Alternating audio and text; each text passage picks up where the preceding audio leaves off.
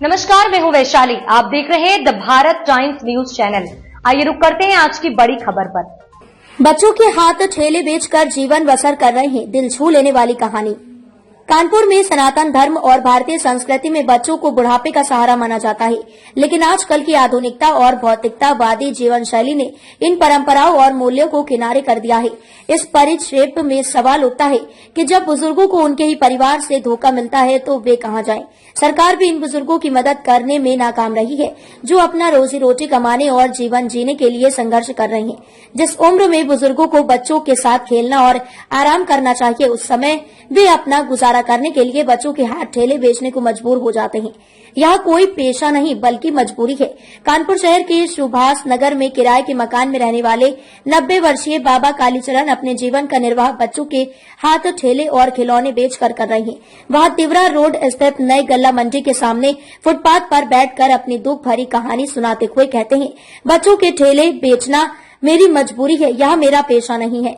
40 साल पहले पत्नी और बेटे को खोया कालीचरण की आंखों में आंसू थे जब उन्होंने अपने जीवन के दर्द को साझा किया। वह बताते हैं कि 1982 में उनकी पत्नी मुन्नी देवी उन्हें छोड़कर दिल्ली चली गईं और अपने इकलौते बेटे भोलाराम के साथ वहां बस गईं। उनका बेटा भी शादी करके दिल्ली में रह रहा है।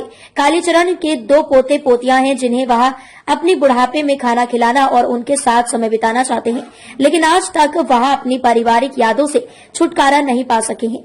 करीब 40 साल हो गए हैं जब वह अपने परिवार से दूर हो गए थे। बेचने के लिए खिलौने, खाने के लिए 2 वक्त की रोटी।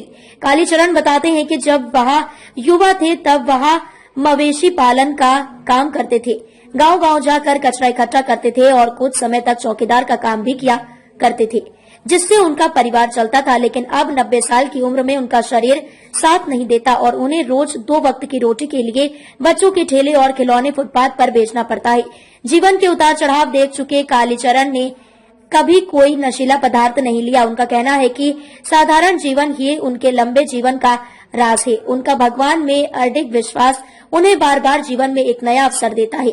सरकारी योजनाओं का नहीं मिल रहा लाभ। कालीचरण ने कभी हार नहीं मानी, लेकिन उनका अफसोस यह है कि उन्होंने कई बार सरकारी वृद्धावस्था योजना, राशन कार्ड, आवास या अन्य सुविधाओं के लिए आवेदन किया, लेकिन उन्हें कोई भी लाभ नहीं मिला। सामाजिक कार्यकर्ता और दानशील लोग भी इस बुजुर्ग से मुंह मोड़ चुके हैं जो सरकारी योजनाओं से वंचित हैं। एक बेजुबान दर्द सरकार की बेरुखी। कालीचरण की कहानी उन बुजुर्गों की दुर्दशा की प्रतीक है जिन्हें अपने ही परिवार से और सरकार से कोई मदद नहीं मिलती। उनका जीवन इस बात की ओर इशारा करता है कि समाज और सरकार को बुजुर्गों की ओर अधिक संवेदनशीलता से देखना चाहिए ताकि वे अपनी आखिरी उम्र आराम से बिता सके। अब तक के लिए बस इतना ही। फिर होगी आपसे मुलाकात ऐसी एक और बड़ी खबर के साथ। तब तक के लिए नमस्कार। देखते रहिए the Bharat times news channel, देश की आवाज। ऐसे ही लेटेस्ट अपडेट्स के लिए हमारे चैनल को सब्सक्राइब करें और तुरंत नोटिफिकेशन पाने के लिए बेल आइकन प्रेस करना ना भूलें। यदि आप हमें फेसबुक के माध्यम से देख रहे हैं तो हमारे पेज को जरूर फॉलो करें। धन्यवाद।